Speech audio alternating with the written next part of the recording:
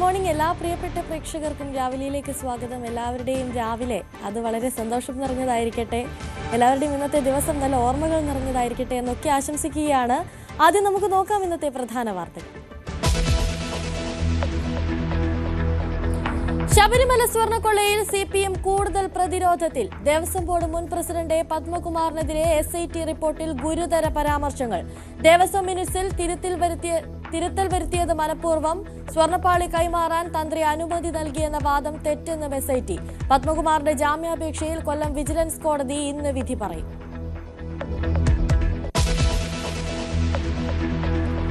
രാഹുൽ മാങ്കൂട്ടത്തിൽ നിന്ന് നിർണായകം. പീഡനക്കേസിൽ മുൻകൂർ ജാമ്യ ഹർജി ഹൈക്കോടതിയിൽ. രാഹുലിന്റെ അറസ്റ്റ് ഹൈക്കോടതി തടഞ്ഞത് ഇന്നുവരെ.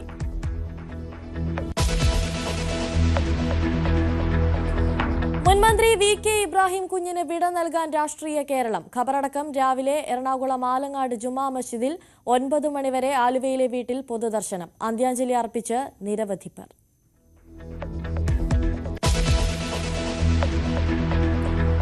ഗ്രീൻലാൻഡ് ഏറ്റെടുക്കാനുള്ള US താൽപര്യത്തിനെതിരെ യൂറോപ്യൻ രാജ്യങ്ങൾ. ആർട്ടിക് ദ്വീപിന്റെ ഭാവി തീരുമാനിക്കാൻ അവകാശം ഗ്രീൻലാൻഡിനും ഡെൻമാർക്കിനും മാത്രം. ബാഹ്യ ഇടപെടലുകൾ അനുവദിക്കാനാവില്ലെന്നും സംയുക്ത പ്രസ്താവനയിൽ നേതാക്കൾ.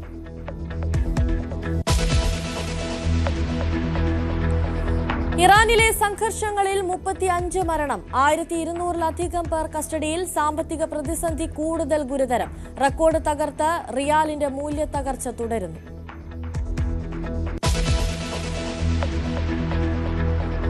വാർത്തകളിലേക്ക് കടക്കുമ്പോൾ ആദ്യം തന്നെ നമ്മൾ പോകുന്നത് ശബരിമല സ്വർണ്ണക്കൊള്ളയിലേക്കാണ്. ശബരിമല സ്വർണ്ണക്കൊള്ളയിൽ ഹൈക്കോടതിയിൽ SIT സമർപ്പിച്ച റിപ്പോർട്ടിന്റെ കൂടുതൽ വിവരങ്ങൾ പുറത്തുവരികയാണ്. ദേവസ്വം ബോർഡ് മുൻ പ്രസിഡന്റ് പത്മകുമാറിനെതിരെ ഗുരുതര പരാമർശങ്ങളാണുള്ളത്. ദേവസ്വം മിനിറ്റ്സിൽ തിരുത്തൽ വരുത്തിയത് മനഃപൂർവ്വമാണ്. പിത്തളപ്പാളി എന്നത് മാറ്റി ചെമ്പ് പാളി എന്നെഴുതി. അനുവദിക്കുന്നുവെന്ന് മിനിറ്റ്സിൽ സ്വന്തം കൈപ്പടയിൽ എഴുതി. ഇതിന് പിന്നാലെയാണ് പോറ്റിക്ക് പാളികൾ കൈമാറിയത്. MG മിഥുൻ ചേരുന്നുണ്ട് കൂടുതൽ വിവരങ്ങളുമായി. മിഥുൻ, SITയുടെ റിപ്പോർട്ട് പുറത്തു വരുമ്പോൾ ആരൊക്കെ കൂടുതൽ പ്രതിസന്ധിയിലാകും, ആർക്കൊക്കെ കുരുക്കുമുറുകുമെന്ന്?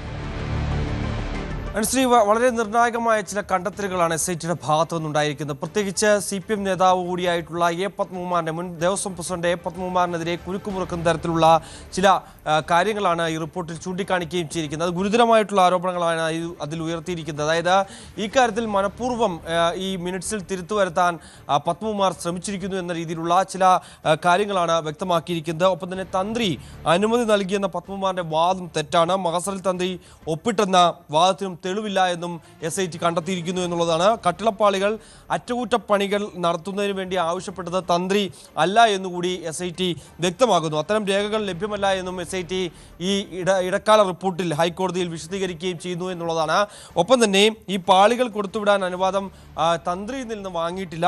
തന്ത്രിയുടെ അഭിപ്രായവും പത്മകുമാർ തേടിയിട്ടില്ല എന്ന രീതിയിലുള്ള ചില കണ്ടെത്തലുകൾ കൂടി ഇത്തരത്തിൽ SITയുടെ ഭാഗത്തു നിന്ന് ഉണ്ടാവുകയും ചെയ്യുന്നു. അങ്ങനെ അതായത് നേരത്തെ മുൻകാലങ്ങളിലുമൊക്കെ കോടതിയിലും ഒപ്പം തന്നെ ഈ മൊഴിയിലുമൊക്കെ പത്മകുമാർ പറഞ്ഞത് തെറ്റാണെന്ന് തെളിയുന്ന തരത്തിലുള്ള ചില കണ്ടെത്തലുകളാണ് ഇപ്പോൾ പ്രത്യേക അന്വേഷണ സംഘത്തിന്റെ ഭാഗത്തു നിന്നുണ്ടായിരിക്കുന്നത്.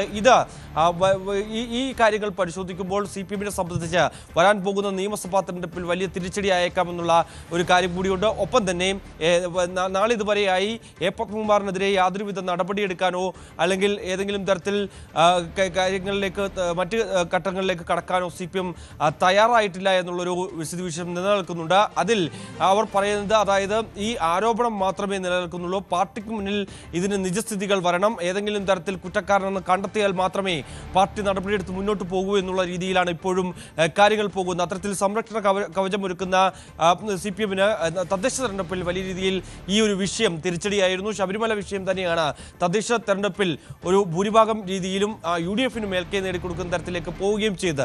അതുകൊണ്ട് തന്നെ ഇനി വരാൻ പോകുന്ന നിയമസഭാ തെരഞ്ഞെടുപ്പിലും എന്ത് രീതിയിലായിരിക്കും ഇത് തിരിച്ചടി, CPMന് കാത്തിരിക്കുന്ന തിരിച്ചടി എന്നുള്ളത് നമുക്ക് കണ്ടറിയേണ്ടിയിരിക്കുന്നു. എങ്ങനെയെങ്കിൽ ഈ വിഷയത്തിൽ തുടർ നടപടികളിലേക്ക് CPM കടക്കുമോ, പത്മകുമാറിനെതിരെ കൂടുതൽ കടുത്ത നടപടികൾ CPM സ്വീകരിക്കുമോ എന്നൊക്കെ കണ്ടറിയേണ്ടിയിരിക്കുന്നു. നിലവിലെ സാഹചര്യത്തിൽ ഇതുവരെ SIT വിശദീകരിച്ചതിൽ ഏറ്റവും പ്രധാനപ്പെട്ട ഏറ്റവും നിർണായകമായിട്ടുള്ള ചില വിവരങ്ങൾ തന്നെയാണ് കഴിഞ്ഞ ദിവസങ്ങളിൽ സമർപ്പിച്ച ഇടക്കാല റിപ്പോർട്ടിൽ SIT വിശദീകരിച്ചിരിക്കുന്നത്. അതിൽ തന്നെ ചില കാര്യങ്ങൾ ചൂണ്ടിക്കാണിച്ചുകൊണ്ട് SITക്ക് കൂടുതൽ സമയം അനുവദിച്ചു നൽകുന്നു. ഈ കാര്യങ്ങൾ പരിഗണിച്ചുകൊണ്ട് തന്നെ തന്നെ ആയിരിക്കാം ഒരുപക്ഷേ കൂടുതൽ അന്വേഷണം നടത്തുന്നതിന് വേണ്ടി, കൂടുതൽ ഉന്നതരിലേക്ക് എത്തുന്നതിന് വേണ്ടി, കൂടുതൽ രാഷ്ട്രീയ നേതാക്കളിലേക്ക് എത്തുന്നതിന് വേണ്ടിയൊക്കെ 6 ആഴ്ചക്കാലം കൂടി ഇത്തരത്തിൽ സമയം അനുവദിച്ച് നൽകിയിരിക്കുന്നതെന്ന് വേണം നമുക്ക് കരുതാൻ. ഒപ്പം തന്നെ ഈ അന്വേഷണ സംഘം വിപുലീകരിക്കണമെങ്കിൽ അത് വിപുലീകരിക്കാം, എത്രത്തോളം ആളുകളെ വേണമെങ്കിലും ഈ സംഘത്തിൽ ഉൾപ്പെടുത്താം. അത് പക്ഷേ ഹൈക്കോടതി അറിയിച്ചിട്ട് വേണമെന്നൊക്കെ ഉള്ള ചില നിർദ്ദേശങ്ങൾ കോടതിയുടെ ഭാഗത്തു നിന്നൊക്കെ ഉണ്ടായി. അത്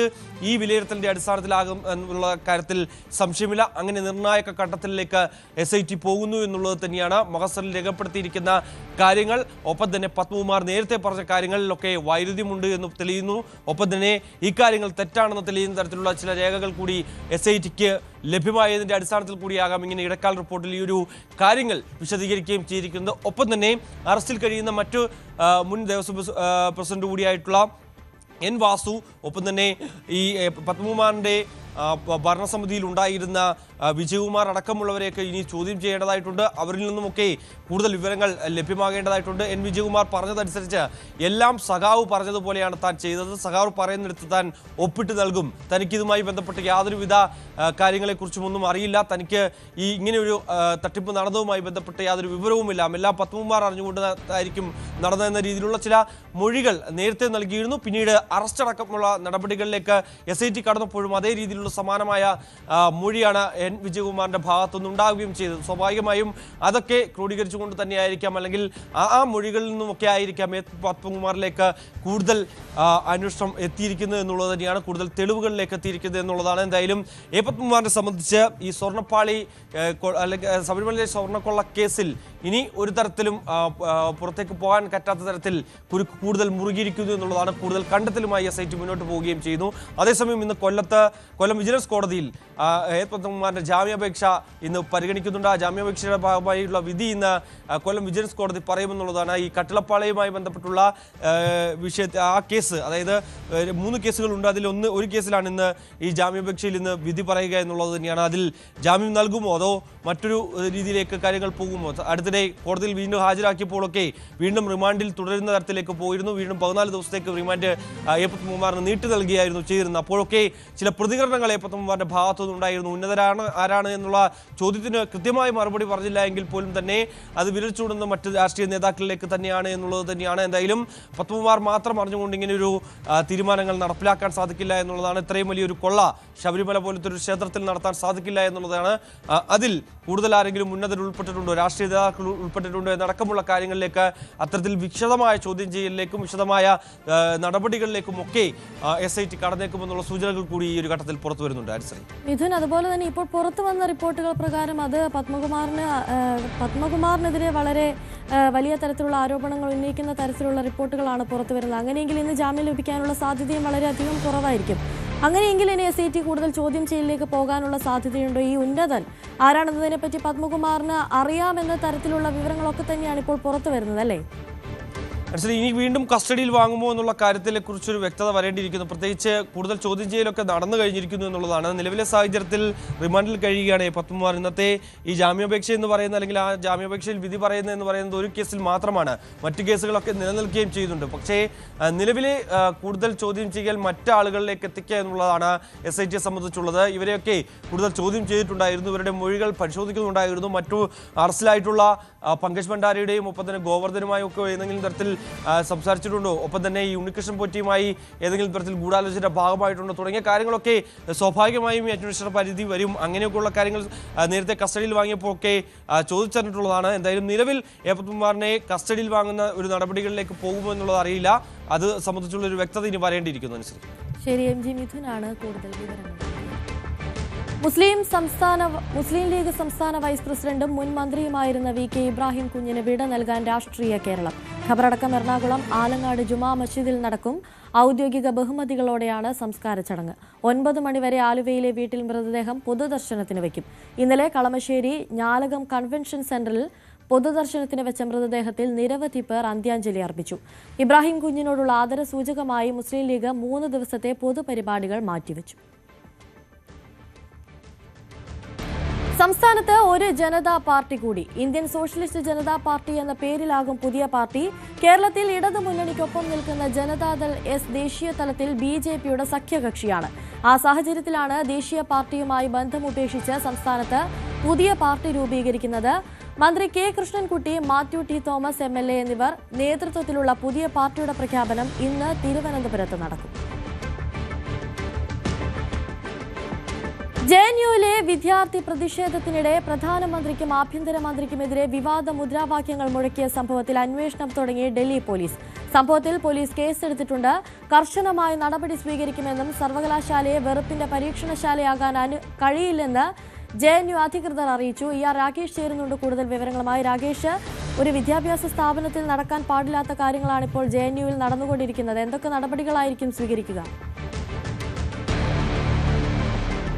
അനുശ്രീ, ജനുവരി 5-ാം തീയതി JNUവിൽ നടന്ന വിദ്യാർത്ഥി പ്രതിഷേധം, അതിൽ വിളിച്ച മുദ്രാവാക്യമാണ് ഇപ്പോൾ പുതിയ വിവാദത്തിന് വഴി തെളിച്ചിരിക്കുന്നത്. 5-ാം തീയതി ജനുവരി 5 എന്ന് പറയുന്നത് 6 വർഷം മുമ്പ് വിദ്യാർത്ഥികൾക്ക് നേരെ അവിടെ ആക്രമണം നടന്നിരുന്നു. അതിൻ്റെ വാർഷികം ആചരണമാണ് നടന്നത് എന്നാണ് സർവകലാശാല അധികൃതരും ഒപ്പം തന്നെ JNU വിദ്യാർത്ഥി യൂണിയനും വ്യക്തമാക്കുന്നത്. JNUവിൻ സുരക്ഷാ വിഭാഗത്തിന് JNU സർവകലാശാല സുരക്ഷാ വിഭാഗവും ഒപ്പം തന്നെ വസന്ത് കുഞ്ച് പോലീസ് സ്റ്റേഷൻ നൽകിയ കത്തിൽ ഇക്കാര്യമാണ് സൂചിപ്പിച്ചിരിക്കുന്നത്.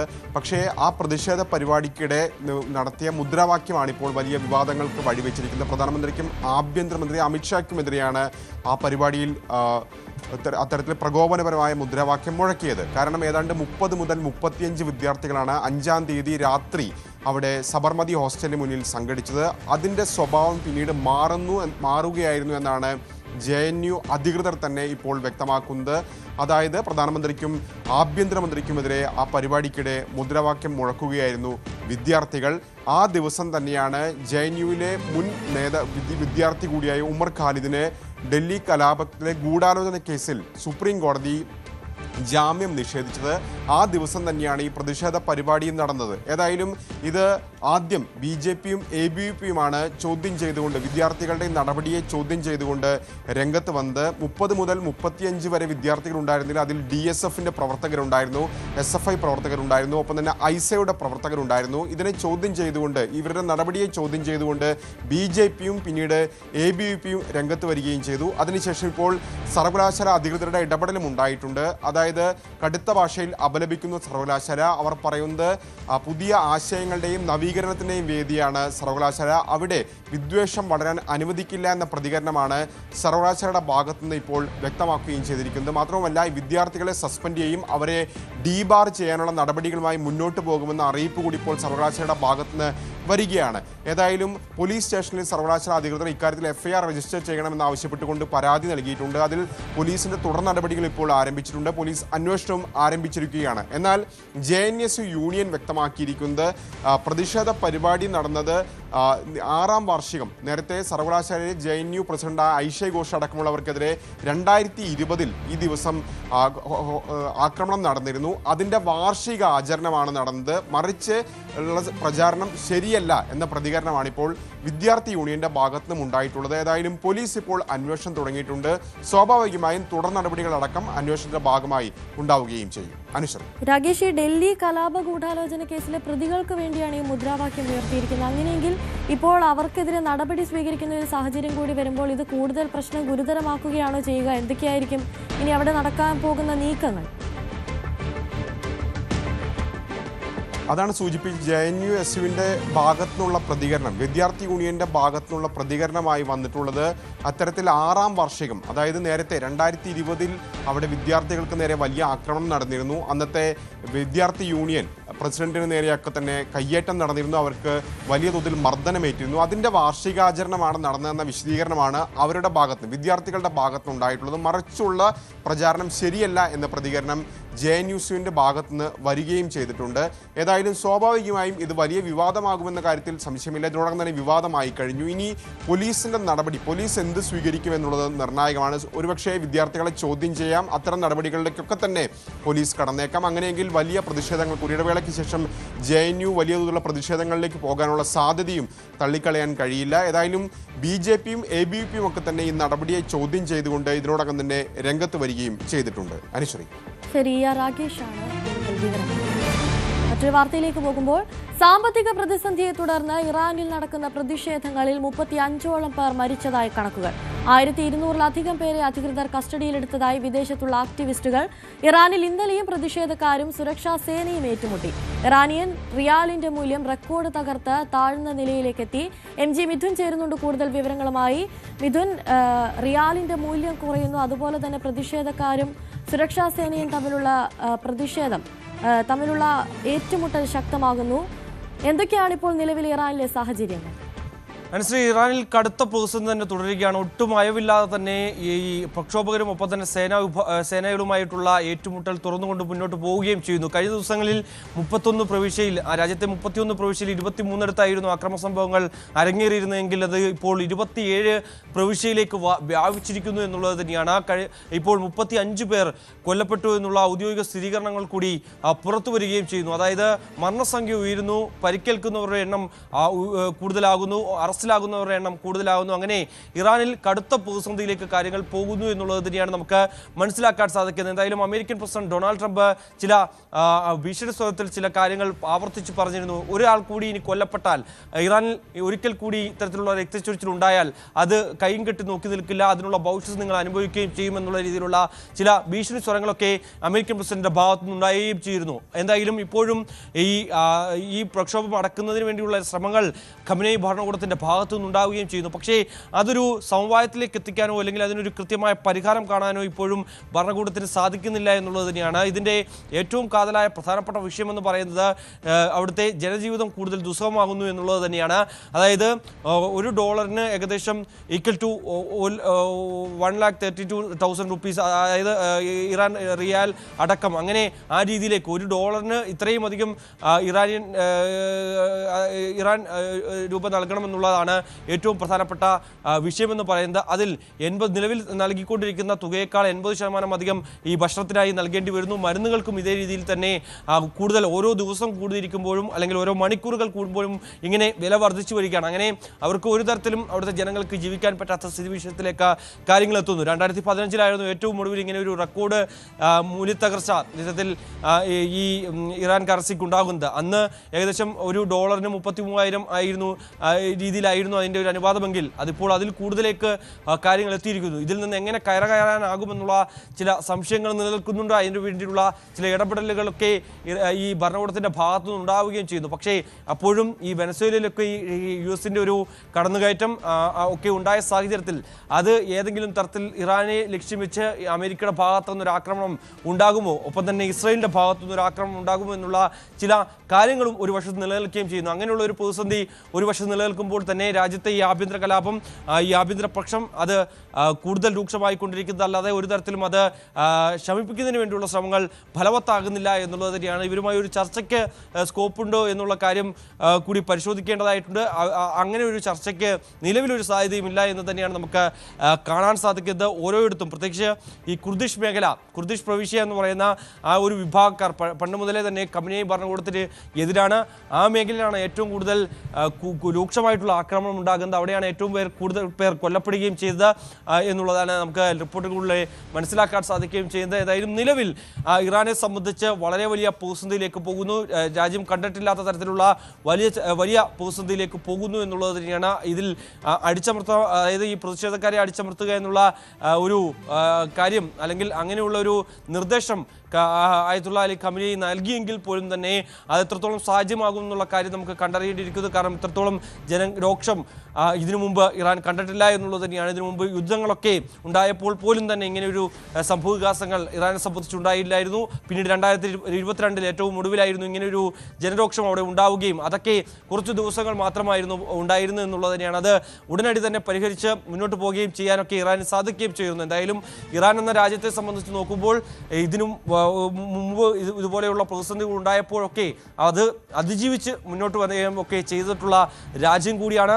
പ്രത്യേകിച്ച് നമുക്കറിയാം 6 മാസം മുമ്പ് മാത്രമാണ് ഇത്തരത്തിൽ ഇസ്രായേലിൻ്റെ ഒരു ആക്രമണം, അമേരിക്കയുടെ ഒരു ആക്രമണം ഒക്കെ ഉണ്ടാവുകയും ചെയ്തത്. അതിൽ നിന്ന് അവർ വളരെ വേഗം കരകയറുകയും ഒപ്പം തന്നെ പുതിയ വിക്ഷേപണങ്ങൾ, പുതിയ മിസൈൽ പരീക്ഷണങ്ങൾ, ഒപ്പം തന്നെ തകർന്ന കെട്ടിടങ്ങളൊക്കെ പൂർണ്ണമായും അത് നവീകരിച്ച് അതിൻ്റെ ഒരു നവീകരണ പ്രവർത്തനങ്ങളിലേക്കൊക്കെ കടക്കുകയും അതിൽ നിന്ന് വേഗം കൈവരിച്ച് മുന്നോട്ട് വരികയും ഒക്കെ ചെയ്ത ഇറാനാണ്. അതുകൊണ്ട് തന്നെ ഇപ്പോഴത്തെ പ്രതിസന്ധി ഉടൻ പരിഹരിക്കാനും ഒപ്പം തന്നെ അതിൽ നിന്ന് മറികടന്ന് മുന്നോട്ട് വരാൻ സാധിക്കുമെന്നൊക്കെയുള്ള ഒരു കരുതലാണ് അല്ലെങ്കിൽ അങ്ങനെ ഒരു പ്രതീക്ഷയാണ് ഇറാൻ ഭരണകൂടത്തിനുള്ളത്. അതിനിടെയാണ് ഇങ്ങനെയുള്ള ചില ആശങ്കകൾ നിലനിൽക്കുന്നത്. അമേരിക്കയുടെ ഭാഗത്തു നിന്നൊക്കെ ഏതെങ്കിലും തരത്തിലുള്ള ഇടപെടൽ ഉണ്ടാകുമോ എന്നുള്ളത് തന്നെയാണ്. ഭരണം അട്ടിമറിക്കപ്പെടുമോ എന്നുള്ള ആശങ്കയും അവിടെ നിലനിൽക്കുകയും ചെയ്യുന്നുണ്ട് എന്നുള്ളത് തന്നെയാണ്.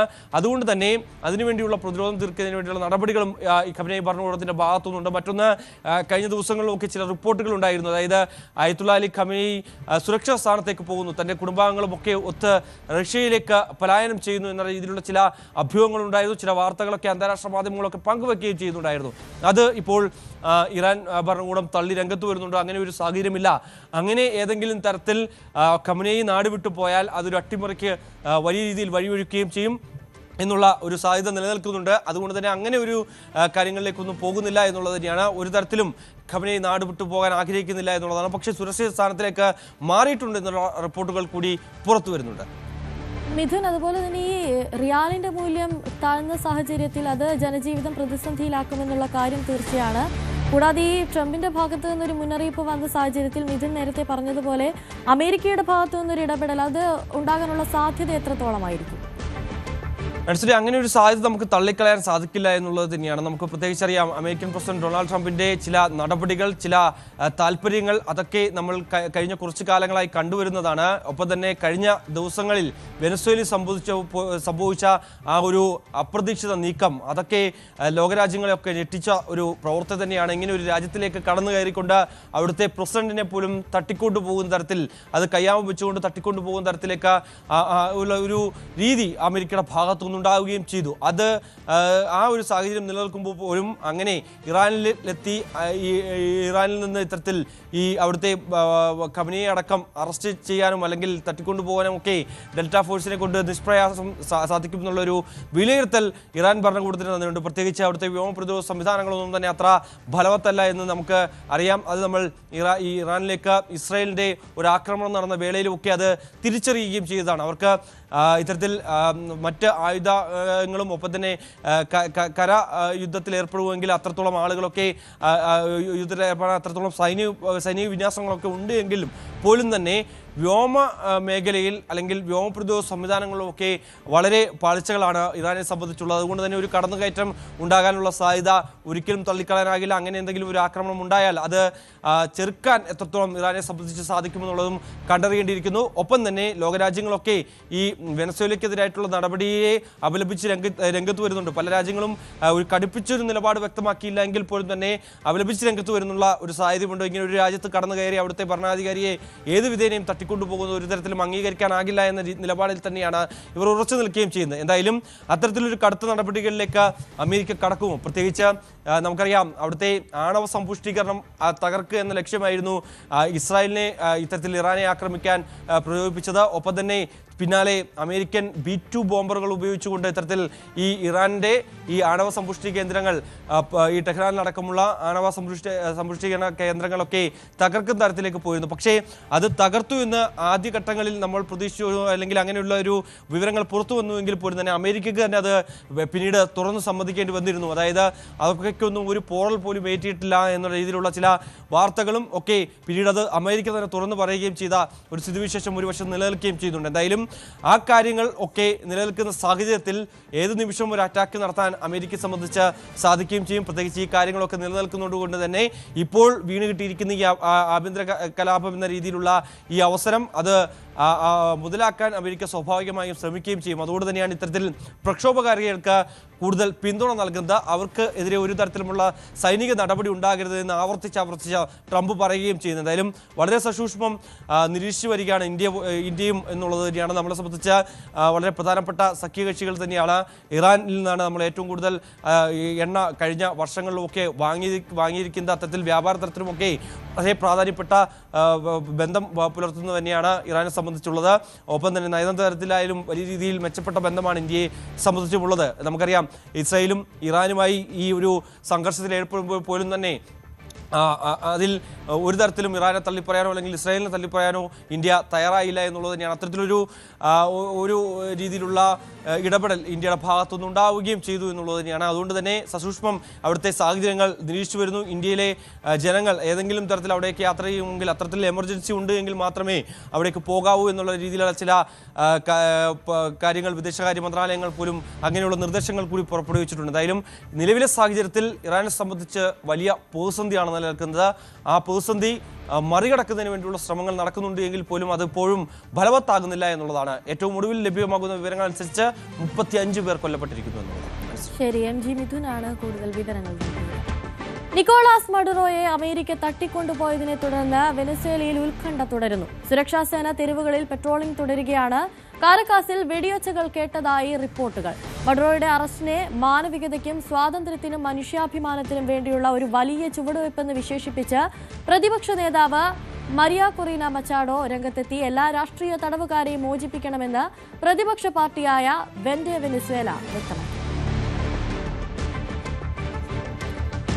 സ്വതന്ത്രവും നീതിയുക്തവുമായ തെരഞ്ഞെടുപ്പ് നടത്തുന്നതിനുള്ള അന്തരീക്ഷം ഇതുവരെ ബംഗ്ലാദേശിലായിട്ടില്ലെന്ന് ജമാഅത്തെ ഇസ്ലാമി. ധാക്കയിൽ നടന്ന ജമാഅത്തെ ഇസ്ലാമിയുടെ സെൻട്രൽ എക്സിക്യൂട്ടീവ് കൗൺസിലിന്റെ ഉന്നതതല യോഗത്തിലാണ് നിലപാട് വ്യക്തമാക്കിയത്.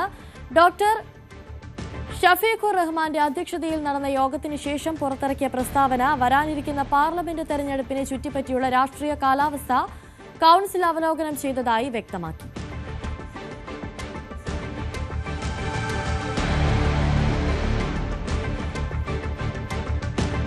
ചുട്ടുനീറുകയാണ് ബംഗ്ലാദേശ്. രാജ്യത്തെ ന്യൂനപക്ഷമായ ഹിന്ദു സമുദായത്തിനെതിരായ അതിക്രമങ്ങൾ കഴിഞ്ഞ ദിവസങ്ങളിൽ കൊല്ലപ്പെട്ടത് 5 പേരാണ്.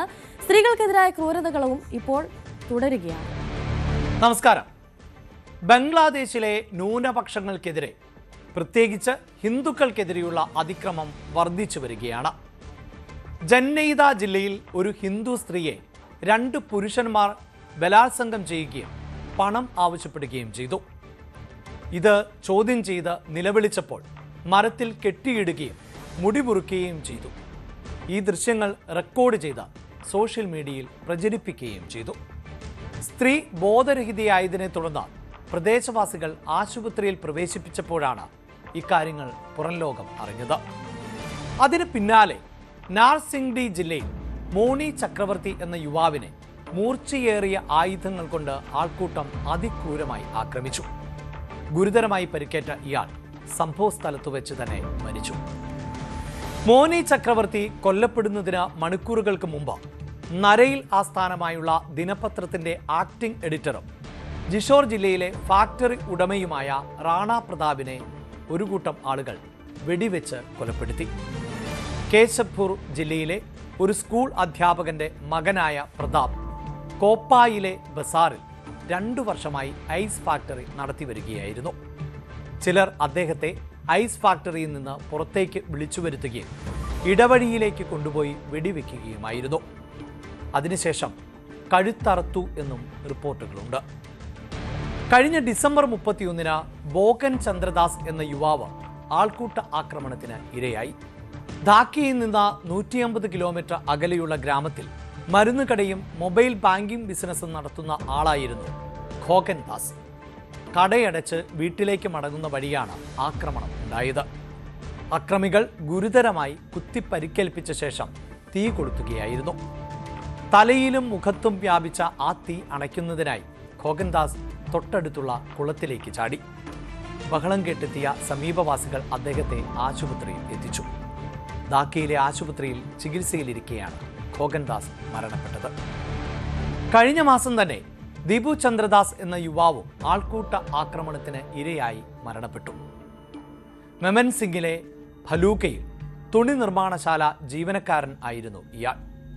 മതനിന്ദ ആരോപിച്ച് ഫാക്ടറിക്ക് പുറത്തുവെച്ച് ആൾക്കൂട്ടം ഇയാളെ അടിക്കുകയും പിന്നീട് മരത്തിൽ കെട്ടിത്തൂക്കി തീ കൊളുത്തുകയുമായിരുന്നു.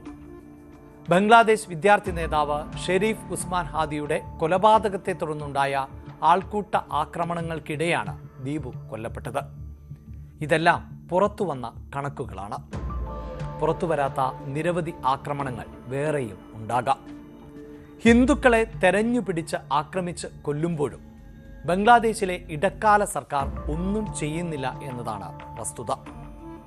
ഷെയ്ഖ് ഹസീന സർക്കാരിനെ അട്ടിമറിച്ച് മുഹമ്മദ് യൂനിസ് നയിക്കുന്ന ഇടക്കാല സർക്കാർ വന്നതോടെ ഹിന്ദുക്കൾ ഉൾപ്പെടെയുള്ള ന്യൂനപക്ഷങ്ങൾക്കെതിരായ അതിക്രമങ്ങൾ ബംഗ്ലാദേശിൽ തുടരുകയാണ്. KP അഭിലാഷ് തയ്യാറാക്കിയ റിപ്പോർട്ടാണ് കണ്ടത്. മറ്റൊരു വാർത്തയിലേക്ക് പോകുമ്പോൾ ഗ്രീൻലാൻഡ് ഏറ്റെടുക്കാനുള്ള US പ്രസിഡന്റ് ഡൊണാൾഡ് ട്രംപിന്റെ പുതുക്കിയ താൽപര്യത്തിനെതിരെ യൂറോപ്യൻ നേതാക്കൾ. ആർട്ടിക് ദ്വീപിന്റെ ഭാവി ഗ്രീൻലാൻഡിനും ഡെൻമാർക്കിനും മാത്രമേ തീരുമാനിക്കാൻ കഴിയൂ എന്നും ബാഹ്യ ഇടപെടലുകൾ നിരസിക്കുന്നുവെന്നും നേതാക്കൾ സംയുക്ത പ്രസ്താവനയിൽ വ്യക്തമാക്കി. MG മിഥുൻ ചേരുന്നുണ്ട് കൂടുതൽ വിവരങ്ങളുമായി. മിഥുൻ, ട്രംപ് ഇത്തരത്തിലുള്ള പ്രഖ്യാപനങ്ങൾ ഇതിനു മുൻപും നടത്തിയിരുന്നു. അങ്ങനെ ഒരു സാഹചര്യം നിലനിൽക്കെ ഇപ്പോൾ നൽകിയ മുന്നറിയിപ്പിന് അതിനെത്രത്തോളം പ്രസക്തിയുണ്ട്? അനുശ്രീ, അതായത് ഈ ഗ്രീൻലാൻഡിനെ അമേരിക്ക ലക്ഷ്യം വെക്കുന്നത് ഇത് ആദ്യമായല്ല. അതായത് ഏകദേശം ഒരു 157 വർഷത്തിന്റെ ചരിത്രമുണ്ട് എന്നുള്ളത് തന്നെയാണ്. അന്ന് മുതൽ 1861 മുതൽ തന്നെ ഇത്തരത്തിൽ ഈ ഗ്രീൻലാൻഡിനെ ലക്ഷ്യമിട്ടുകൊണ്ട് അമേരിക്ക രംഗത്ത് തന്നെ ഉണ്ട് എന്നുള്ളതാണ്. അതിൽ പല ഘട്ടങ്ങളിലുമൊക്കെ ഇത്തരത്തിൽ ഈ ഗ്രീൻലാൻഡിനെ സ്വന്തമാക്കാനുള്ള ശ്രമങ്ങൾ അമേരിക്കയുടെ ഭാഗത്തു നിന്നൊക്കെ ഉണ്ടായി എങ്കിൽ പോലും തന്നെ അതൊന്നും തരത്തിൽ ബലവത്തായ രീതിയിലേക്ക് പോയിട്ടില്ല എന്നുള്ളത് തന്നെയാണ്. ഏറ്റവും ഒടുവിൽ 1946 ഇങ്ങനെ ഒരു നടപടി ഇത്തരത്തിൽ യുഎസിന്റെ ഭാഗത്ത് നിന്ന് ഉണ്ടാവുകയും ചെയ്ത് അത് ഒരു തരത്തിൽ ഇങ്ങനെ വിൽപ്പനയ്ക്ക് അല്ലെങ്കിൽ ആ രീതിയിൽ ഒരു കൈമാറ്റം എന്ന രീതിയിലേക്കൊക്കെ പോയുവെങ്കിൽ പോലും തന്നെ അത് പിന്നീട് ഒരു രഹസ്യ രീതിയിലുള്ള ഒരു ചർച്ചയൊക്കെ ആയിരുന്നു അതിൻ്റെ ഭാഗമായി നടന്നിരുന്നുവെങ്കിൽ പോലും തന്നെ അതും ലക്ഷ്യം കാണാൻ സാധിച്ചില്ല. പക്ഷേ അതിൻ്റെ വാർത്തകൾ വരുന്നത് ഏകദേശം 1991 പോലും ആയിരുന്നു എന്നുള്ളത് തന്നെയാണ്. അത് പുറം ലോകം അറിഞ്ഞു വരികയും ചെയ്തത് എന്നുള്ളതാണ്. ഇങ്ങനെ ഒരു ഇടപെടൽ നടന്നിട്ടുണ്ടായിരുന്നു എന്നുള്ള രീതിയിലുള്ള ചില വാർത്തകൾ പുറത്തു വരികയും ചെയ്തു. എന്തായാലും ഈ മോഹം, ചിരകാല സ്വപ്നമായിട്ടുള്ള ഈ ഒരു മോഹം നടപ്പിലാക്കുമെന്ന രീതിയിലുള്ള ചില പ്രതികരണങ്ങൾ 2019 അമേരിക്കൻ പ്രസിഡന്റ് ഡൊണാൾഡ് ട്രംപ് ആദ്യമായി ഇങ്ങനൊരു പ്രതികരണം നടത്തുന്നത്. പിന്നാലെ ഇപ്പോൾ വീണ്ടും അത് ആവർത്തിച്ച് പറഞ്ഞിരിക്കുന്നുണ്ട് എന്നുള്ളത് തന്നെയാണ്. കഴിഞ്ഞ ദിവസങ്ങളിൽ വെനസ്വേലയിൽ നടന്ന ആക്രമണത്തിന് തൊട്ടു പിന്നാലെ അടുത്തത് അതായത് ഈ ഗ്രീൻലാൻഡിനെ അമേരിക്കൻ പതാക പുതപ്പിച്ചുകൊണ്ടുള്ള ചില കാര്യങ്ങൾ അല്ലെങ്കിൽ അങ്ങനെയുള്ള ചില ചിത്രങ്ങൾ സോഷ്യൽ മീഡിയയിൽ പ്രചരിപ്പിക്കുകയും ചെയ്തിരുന്നു. അങ്ങനെയാണ്, അതായത് അടുത്തത് ഗ്രീൻലാൻഡാണ് ലക്ഷ്യം വെച്ചിരിക്കുന്നത് എന്ന രീതിയിലായിരുന്നു ഇത്തരത്തിൽ ഈ ഒരു പ്രതികരണം ഈ യുഎസിന്റെ ഭാഗത്തുനിന്നുണ്ടായത്. അമേരിക്കൻ പ്രസിഡന്റിന്റെ അടുത്ത അനുയായിയായിട്ടുള്ള കാറ്റർപില്ലറാണ് ഇത് സംബന്ധിച്ചുള്ള ചില ചിത്രങ്ങൾ പങ്കുവെക്കുകയും ചെയ്തത്. അങ്ങനെയാണ് അതിനെതിരെ വലിയ പ്രതിഷേധവുമായി ഡെൻമാർക്ക് ആദ്യം രംഗത്ത് വരുന്നത്. ഒരു തരത്തിലും രാജ്യം വിൽപ്പനയ്ക്ക് വെച്ചിട്ടില്ല എന്ന രീതിയിലുള്ള പ്രതികരണം ഡെൻമാർക്കിന്റെ ഭാഗത്തുനിന്നുണ്ടാകുന്നു. പിന്നാലെയാണ് ഇപ്പോൾ യൂറോപ്യൻ രാജ്യങ്ങൾ കൂടി രംഗത്ത് വരുന്നത്. അതായത് ഇങ്ങനെയുള്ള ഒരു കടുത്ത നടപടിയിലേക്ക് ഒരു തരത്തിലും അമേരിക്കയ്ക്ക് പോകാൻ സാധിക്കില്ല എന്നുള്ളത് തന്നെയാണ്. അതുകൊണ്ട് തന്നെ ഇത് സഖ്യകക്ഷികളുടെ ഇടയിൽ തന്നെ വലിയ വിള്ളലുണ്ടാക്കും. അങ്ങനെ ഒരു കടുത്ത നടപടിയിലേക്ക് പോകാൻ പാടില്ല, അതിൽ നിന്ന് പിന്തിരിയണമെന്ന രീതിയിലുള്ള ചില കാര്യങ്ങൾ എടുത്തു പറയുകയും ചെയ്യുന്നു. ഒപ്പം തന്നെ ഡെൻമാർക്കും കടുത്ത രീതിയിലുള്ള ഭാഷയിൽ ഇതിനെ ചൂണ്ടിക്കാണിക്കുകയും ചെയ്യുന്നു. എന്തുകൊണ്ടാണ് ഇങ്ങനെയൊരു നടപടി അല്ലെങ്കിൽ ഈ ഒരു ഗ്രീൻലാൻഡ് എന്ന ഈ ഒരു ഏറ്റവും വലിയ ലോകത്തിലെ തന്നെ ഏറ്റവും വലിയ ദ്വീപരാഷ്ട്രമായിട്ടുള്ള ഈ ഒരു ഗ്രീൻലാൻഡിനെ എന്തുകൊണ്ട് അമേരിക്ക ലക്ഷ്യം വെക്കുന്നു എന്നുള്ളത് കൂടി നമുക്ക് പരിശോധിക്കേണ്ടിയിരിക്കുന്നു. അതായത് ഈ ഭൂമിശാസ്ത്രപരമായിട്ട് ഇത്തരത്തിൽ സ്ഥാനം പോലെ തന്നെ ഏകദേശം ഗ്രീൻലാൻഡിലെ ഈ ധാതു നിക്ഷേപവും അമേരിക്കയെ സംബന്ധിച്ച് അവരെ വലിയ രീതിയിൽ അവിടെ ആകർഷിപ്പിക്കപ്പെടുന്നുണ്ട്. അതായത് ഈ ധാതു സമ്പുഷ്ടമായിട്ടുള്ള ഗ്രീൻലാൻഡ് നിയോഡിയം, ഒപ്പം തന്നെ ടെർബിയം, ഡിസ്പ്രോസിയം തുടങ്ങിയ റെയർ എർത്ത് മിനറലുകളുടെ വൻ നിക്ഷേപം ഇവിടെ ഉണ്ട് എന്നുള്ളത് തന്നെയാണ്. ഇത് മാത്രമല്ല യുറേനിയം ധാരാളമായുണ്ട്. കൂടാതെ ഈ കമ്പ്യൂട്ടറുകൾ, ചിപ്പുകൾ, മൊബൈൽ ഫോണുകൾ, വൈദ്യുത വാഹനങ്ങൾ, അങ്ങനെ ആധുനിക ലോകത്ത് അനിവാര്യമായിട്ടുള്ള വസ്തുക്കളുടെ നിർമ്മാണത്തിന് ഏറെ അത്യാവശ്യമായിട്ടുള്ള ഈ റെയർ എർത്ത് മിനറലുകളുടെ ഏറെ വലിയ സമ്പത്തുകളുള്ള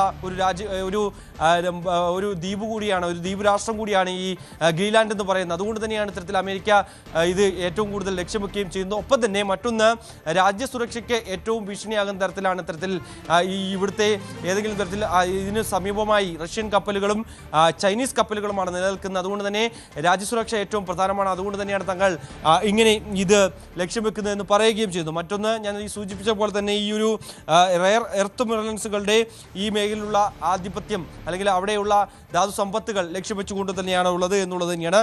ഇന്ന് ഈ മേഖലയിൽ ഏറ്റവും കൂടുതൽ ആധിപത്യം പുലർത്തുന്നത് ചൈനയാണ് എന്നുള്ളത് തന്നെയാണ്. സ്വാഭാവികമായും എന്തുകൊണ്ടും ഈ ധാതു സമ്പത്ത് മേഖലയെ അമേരിക്ക കണ്ണുവെക്കുന്നത് എന്തുകൊണ്ടാണ് എന്നുള്ള കാര്യവും വ്യക്തമാണ് എന്നുള്ളത് തന്നെയാണ്. മറ്റൊന്ന്, ഈ ഗ്രീൻലാൻഡിനെ സ്വന്തമാക്കിയാൽ ഈ മേഖലയിലെ റഷ്യൻ താല്പര്യങ്ങളെ ഒരുപക്ഷെ കൂടുതൽ ഇല്ലാതാക്കാൻ യുഎസിന് കഴിയുകയും ചെയ്യും. അമേരിക്കയ്ക്കും റഷ്യയ്ക്കും ഇടയിലെ പ്രധാന ഭൂപ്രദേശം കൂടിയാണ് ഈ ഗ്രീൻലാൻഡ് എന്ന് പറയുന്നത്. ഒപ്പം തന്നെ ഈ ഗ്രീൻലാൻഡ് സ്വന്തമായാൽ റഷ്യയുടെ ഭാവി നീക്കങ്ങൾക്ക് ചെക്ക് വെക്കാനും അമേരിക്കയെ സംബന്ധിച്ച് സാധിക്കുകയും ചെയ്യും. അതൊക്കെ മുന്നിൽ കണ്ടുകൊണ്ട് തന്നെയാണ് ഒരു നീക്കം അമേരിക്കയുടെ ഭാഗത്തുനിന്ന് ഉണ്ടായിരിക്കുന്നത്. ഒപ്പം തന്നെ ഈ ഗ്രീൻലാൻഡിന്റെ വടക്ക് പടിഞ്ഞാറൻ തീരത്താണ് US മിലിറ്ററിക്ക് കീഴിലുള്ള ഈ പറയുന്ന P2 സ്പേസ് ബേസ് സ്ഥിതി ചെയ്യുന്നത്. അതുകൊണ്ട് തന്നെ ഇത് സ്വന്തമായാൽ അത്തരത്തിൽ സൈനിക നീക്കങ്ങൾക്കുമൊക്കെ കൂടുതൽ എളുപ്പത്തിൽ സാധിക്കുമെന്നുള്ളത് തന്നെയാണ് മറ്റൊരു സവിശേഷത എന്നുള്ളത് തന്നെയാണ്. മറ്റൊന്ന് നമുക്കറിയാം, ഇങ്ങനെ ഒരു ചില ആശങ്കകൾ, അതായത് ഒരു രാജ്യത്തിൻ്റെ അധീനതയിലുള്ള ഡെൻമാർക്കിൻ്റെ അധീനതയിലുള്ള ഒരു സ്വതന്ത്ര ദ്വീപ് രാഷ്ട്രം കൂടിയാണ് ഗ്രീൻലാൻഡ് എന്ന് പറയുന്നത്.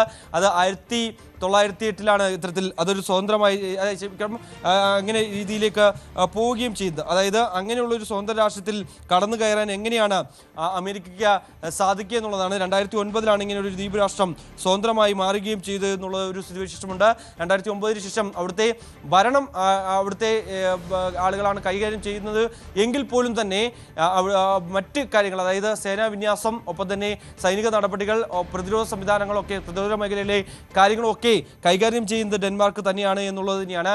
പക്ഷേ ഇക്കാര്യത്തിൽ എങ്ങനെ ഒരു രാജ്യത്തിന് മേൽ കടന്നു കയറി ഒരു രാജ്യം വാങ്ങിക്കാൻ കഴിയുമോ എന്നുള്ള ചില കാര്യങ്ങൾ കൂടി ഇത്തരത്തിൽ ലോകരാജ്യങ്ങൾ സംശയം പ്രകടിപ്പിക്കുന്നുണ്ട്. ചില വിദഗ്ധരൊക്കെ ഇതുമായി ബന്ധപ്പെട്ട് ഇങ്ങനെയുള്ള ചില സംശയങ്ങളൊക്കെ നിലനിൽക്കുന്നുണ്ട്. പക്ഷേ ഇതാദ്യമായല്ല ഇങ്ങനെയുള്ള കൊടുക്കൽ വാങ്ങലൊക്കെ ഉണ്ടായിട്ടുള്ളത്. പക്ഷേ അതൊക്കെ മറ്റ് രാജ്യങ്ങളുമൊക്കെയായി ചർച്ച ചെയ്ത് ആ രാജ്യത്തു നിന്നൊരു ഭാഗം കൈമാറുമെങ്കിൽ, അത് വാങ്ങിക്കുമെങ്കിൽ അതിൽ ദീർഘനയതരത്തിലുള്ള നയതന്ത്ര ഇടപെടലുകൾ ഉണ്ടാകും.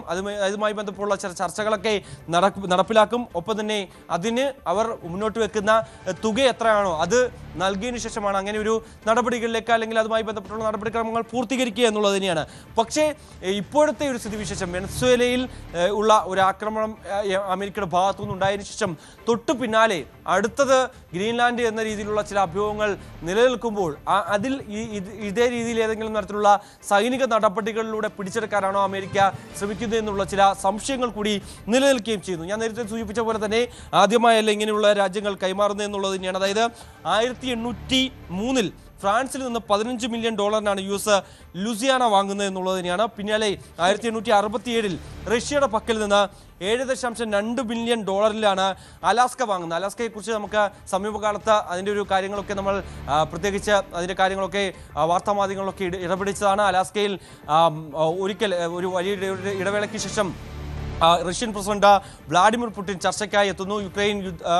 റഷ്യ യുദ്ധം അവസാനിപ്പിക്കുന്നതിന് വേണ്ടിയുള്ള സമാധാന ചർച്ചകൾക്കായി അലാസ്കയിൽ വെച്ച് ചില കൂടിക്കാഴ്ചകളൊക്കെ അമേരിക്കൻ പ്രസിഡന്റുമായി നടത്തുകയും ചെയ്യുന്നു. അത് അത്രത്തോളം തന്ത്രപരമായിട്ടുള്ള ഒരിടമായിരുന്നു അലാസ്ക എന്ന് പറയുന്നത്. അതൊക്കെ വാങ്ങിയ ചരിത്രം നിലനിൽക്കുകയും ചെയ്യുന്നു. അതുകൊണ്ട് തന്നെ ഗ്രീൻലാൻഡിലെ വാങ്ങുക എന്നുള്ള ലക്ഷ്യം ചിരകാല സ്വപ്നമാണ്. അമേരിക്കയെ സംബന്ധിച്ച് ഏകദേശം 157 വർഷമായി നിലനിൽക്കുന്ന ഒരു സ്വപ്നം. അത് യാഥാർത്ഥ്യമാക്കാൻ ട്രംപ് ഏത് വിധേനയും ശ്രമിക്കുമെന്നുള്ള കാര്യത്തിൽ സംശയമില്ല. അപ്പോഴാണ് ഡെൻമാർക്ക് രംഗത്ത് വരികയും ഡെൻമാർക്കിന്റെ പ്രസിഡന്റ് തന്നെ ഔദ്യോഗികമായി നിലപാട് വ്യക്തമാക്കുകയും ചെയ്യുന്നത്. അതായത് ഒരിക്കലും തങ്ങൾ ഗ്രീൻലാൻഡ് വിൽക്കാൻ ഉദ്ദേശിക്കുന്നില്ല, വിൽപ്പനയ്ക്ക് വെച്ചിട്ടില്ല, അത്തരത്തിലൊരു നടപടിയിലേക്ക് പോകാൻ സാധിക്കില്ല എന്ന രീതിയിലും ഉള്ള മറുപടിയും ഇപ്പോൾ ഡെൻമാർക്കിന്റെ ഭാഗത്തുനിന്നുണ്ടാകുന്നു. യൂറോപ്യൻ രാജ്യങ്ങളും കടുത്ത നിലപാട് സ്വീകരിച്ചുകൊണ്ട് രംഗത്ത് വരികയും ചെയ്തു. എന്താണ് ഇനി ട്രംപ് കാത്തുവെച്ചിരിക്കുന്നത്, അല്ലെങ്കിൽ ട്രംപിന്റെ ഒരു നടപടി ഇനി എങ്ങനെയായിരിക്കും? ഗ്രീൻലാൻഡിലെ ലക്ഷ്യം വെച്ചിട്ടുണ്ട് എങ്കിൽ അതിൽ ഏതെങ്കിലും തരത്തിൽ സൈനിക നടപടികളിലൂടെ അത് അട്ടിമറിച്ച് തങ്ങളുടെ ഭാഗമാക്കാൻ അമേരിക്ക ശ്രമിക്കുമോ എന്നടക്കമുള്ള കാര്യങ്ങൾ ഇനി കണ്ടറിയേണ്ടിയിരിക്കുന്നു.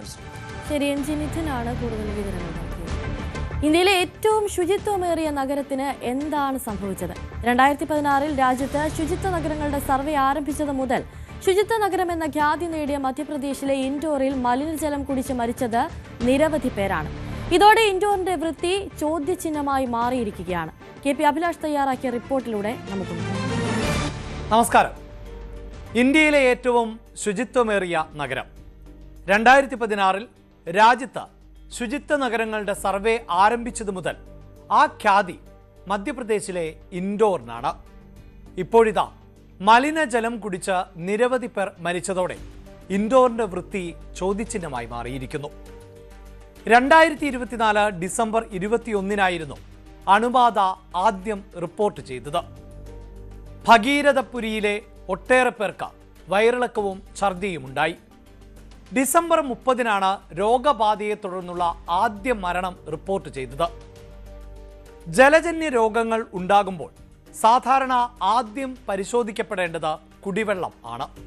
എന്നാൽ അത്തരത്തിൽ ഒരു പരിശോധനയ്ക്ക് അധികൃതർ ആ സമയത്ത് തയ്യാറായില്ല എന്നതാണ് ആക്ഷേപം. അതുകൊണ്ടാണ് ദുരന്തത്തിന്റെ വ്യാപ്തി വർദ്ധിച്ചത് എന്നാണ് വിമർശനം. പിന്നീട് നടന്ന പരിശോധനയിൽ ചോർച്ചയും ശുചിമുറി മാലിന്യം വെള്ളത്തിൽ കലർന്നതും കണ്ടെത്തി. നർമ്മദാ നദിയിലെ വെള്ളം ശുദ്ധീകരിച്ചാണ് ഇൻഡോർ എന്ന് പറയുന്ന ഈ പ്രദേശത്ത് കുടിവെള്ളമായി ഉപയോഗിക്കുന്നത്. നദിയിൽ നിന്ന് വിവിധ ഘട്ടങ്ങളിലായി പമ്പ് ചെയ്ത 534 മീറ്റർ ഉയരത്തിലുള്ള ടാങ്കികളിലേക്ക് ആദ്യം എത്തിക്കും. പിന്നീട് ആ വെള്ളം 70 കിലോമീറ്റർ ദൂരത്തേക്ക് വലിയ പൈപ്പുകളിലൂടെ ആണ് എത്തിക്കുന്നത്. പ്രധാന പൈപ്പ് ലൈനിൽ നിന്ന് ചെറു പൈപ്പുകളിലൂടെ ഇൻഡോർ നഗരത്തിലെ ഓരോ പ്രദേശത്തേക്കും വെള്ളം എത്തിക്കും.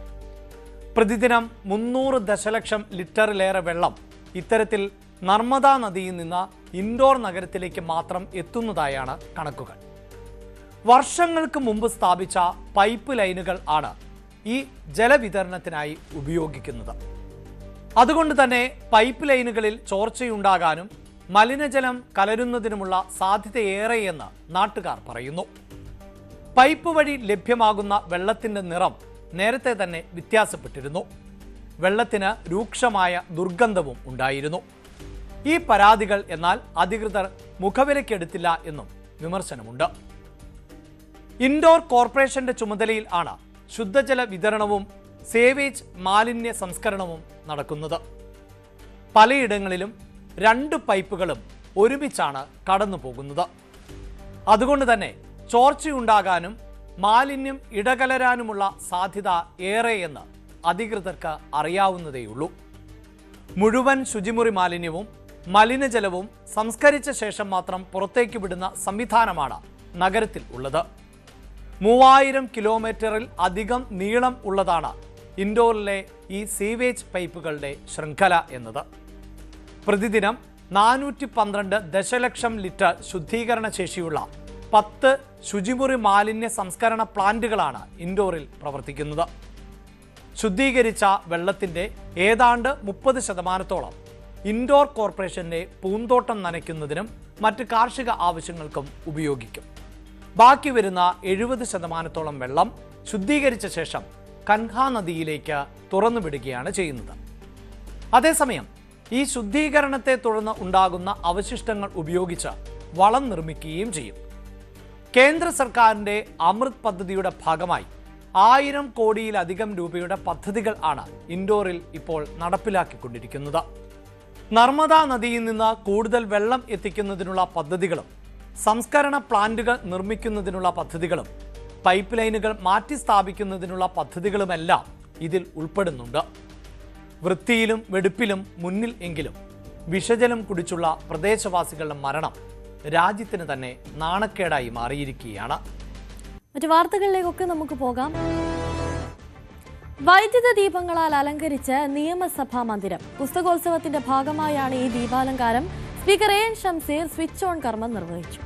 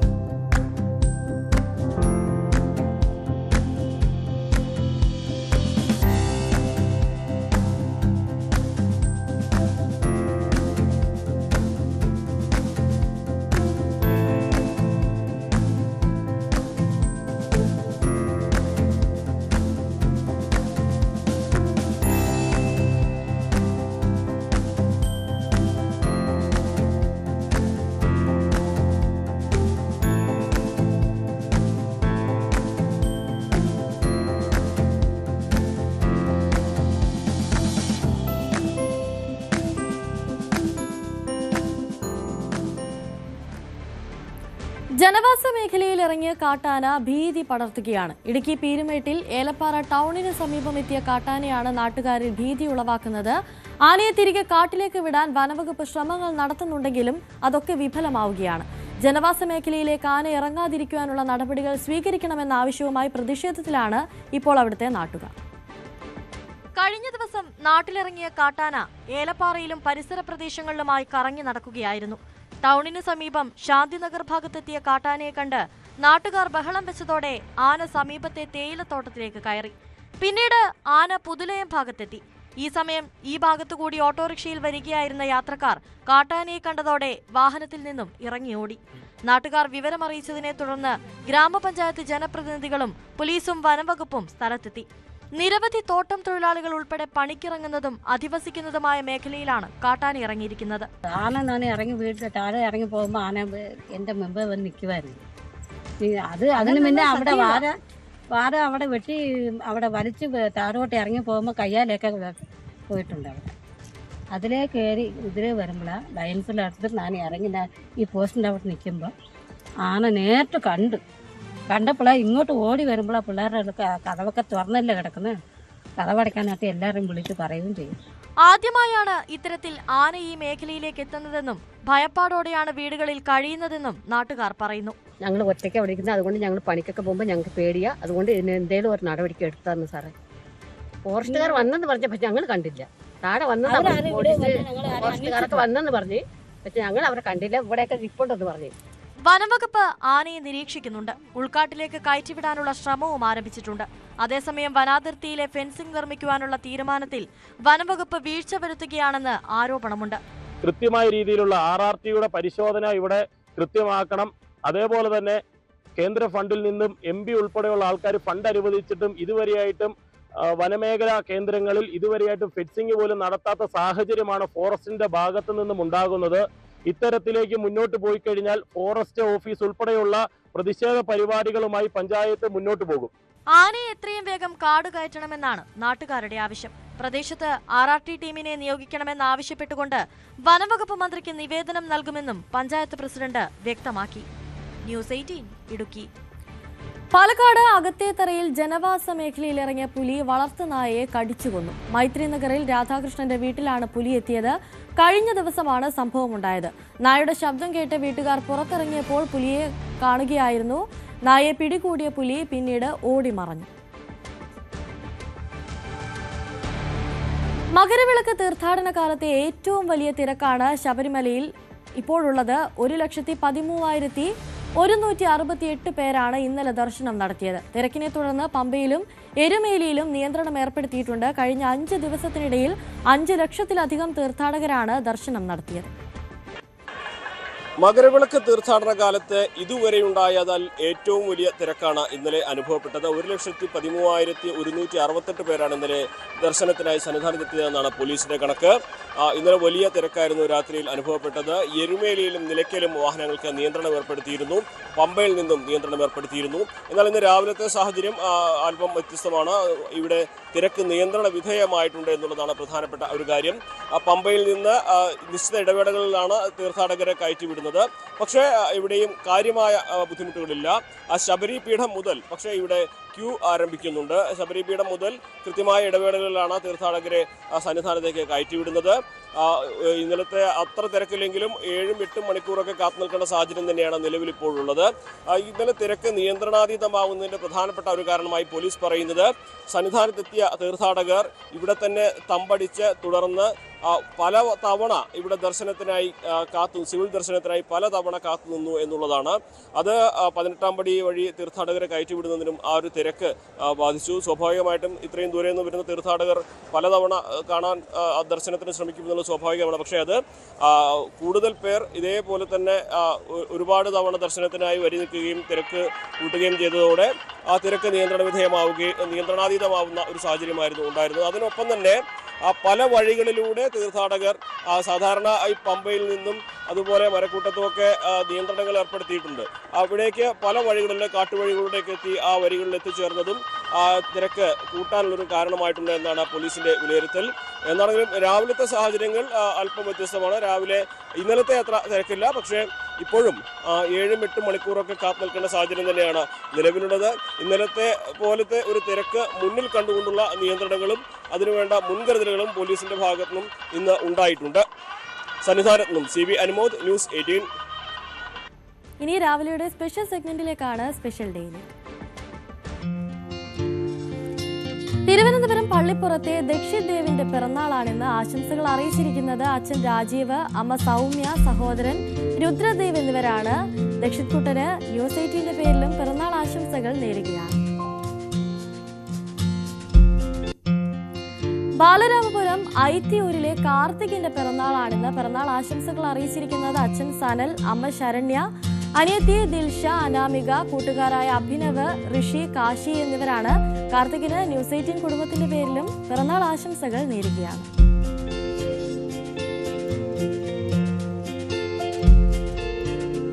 രാവിലെയുടെ സമയം ഇവിടെ പൂർണ്ണമാവുകയാണ്. വാർത്തകളും വിശേഷങ്ങളും ഒക്കെയായി നാളെ വീണ്ടും കാണാം. നമസ്കാരം.